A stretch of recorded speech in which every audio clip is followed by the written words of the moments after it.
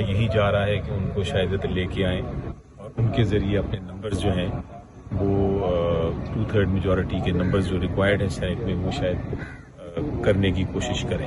خبروں میں تو 13 کا فگر چل رہا ہے کہ 13 کے قریب جو اراکین پارلیمنٹ ہے وہ آگے پاکستان کے حساب سے پاکستان سینیٹرز کا انہوں نے پوچھا تھا، 2 سینیٹرز کا تو ہمیں اطلاع مل رہی ہے، کچھ ایم این ایز کی بھی مل رہی ہے، کچھ افواہیں ہیں، کچھ سچائی ہے، لیکن ہمیں پتہ چلے گا جب وہ لفٹ سے اوپر جائیں گے آج، کیونکہ سنا یہ ہے کہ ایک لفٹ اندر ہے جو کہ مخصوص ان کو اوپر لانے کے لیے بنائی گئی ہے۔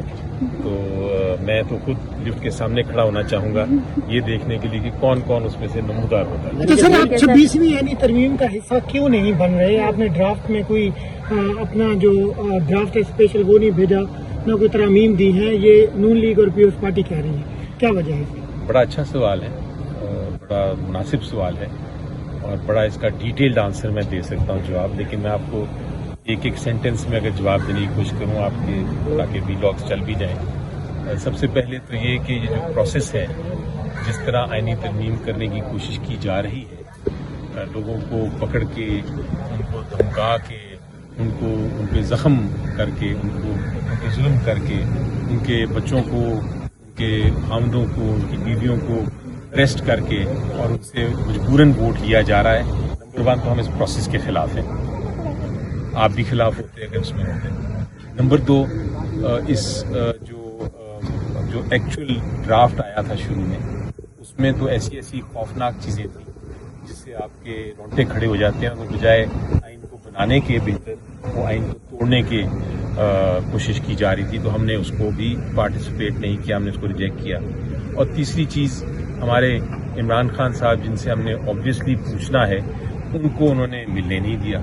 ایک دن آدھے گھنٹے کے لیے ملاقات کرنے دی، آدھے گھنٹے میں تو آپ آئینی ترمیم پہ اپنی سفارشات نہیں پیش کر سکتے۔ اور چوتھی چیز یہ کہ یہ جو بل ہے اس میں بھی کچھ ایسی شکیں ہیں جس سے ہمیں تحفظات ہیں۔ کیا آپ کا یہ جواب کچھ تھوڑا سا آپ کو سمجھ؟ سر یہ بھی بتائیے گا کہ پی ٹی آئی کا وفد مولانا کے گھر ابھی دوبارہ جائے گا مشاورت کے لیے، تو عرفان صدیقی صاحب کہہ رہے ہیں کہ مولانا صاحب چاہتے ہیں کہ پی ٹی آئی اس بل کا حصہ بنے اور منظوری دے دے، تو پی ٹی آئی کا کیا موقف ہوگا اس وقت؟ دیکھیں، ہم نے تو مثلا 4 وجوہات آپ کو بتائیں، تو یہ تو فیصلہ ہو گیا ہے کہ ہم نے اس میں ووٹ نہیں کرنا، اور ہم نے مولانا صاحب کو یہ بتا بھی دیا۔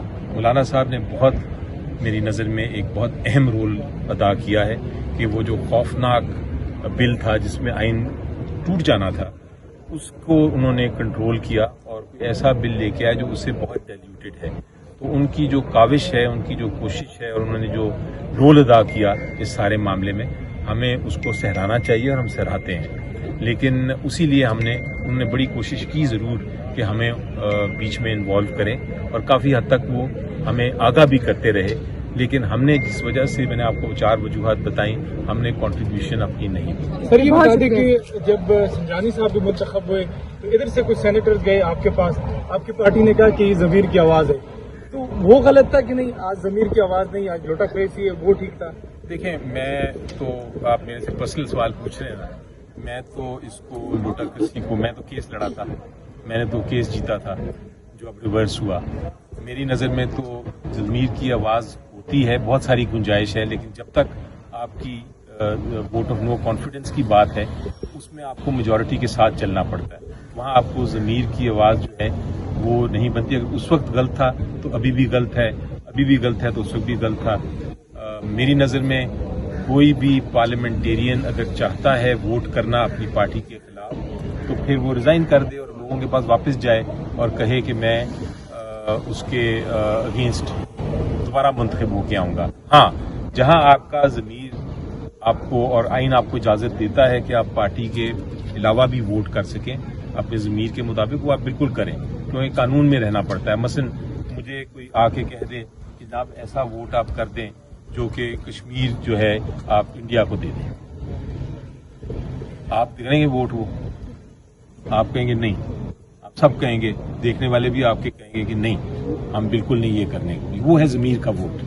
لیکن جہاں آپ نے یہ کہنا ہے کہ جناب آپ کو پیسے لے لیں اور آپ ووٹ دوسرے کو کر دیں اور ہٹا دیں حکومت کو، وہ پھر ضمیر کا اس میں ایشو نہیں آتا ہے۔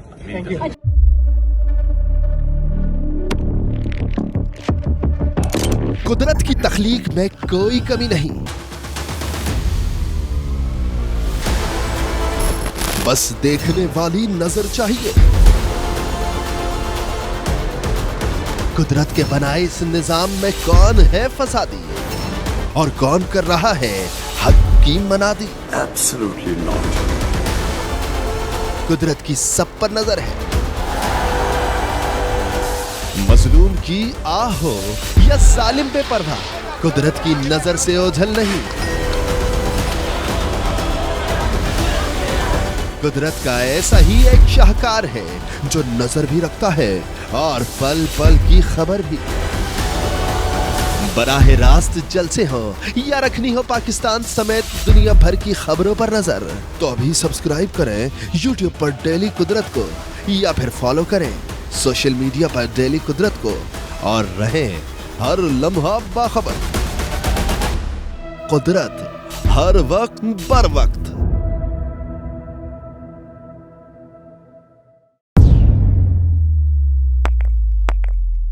रोजनामा कुदरत की वीडियो देखने के लिए अभी YouTube चैनल पर सब्सक्राइब करें और बेल आइकन पर भी क्लिक करें।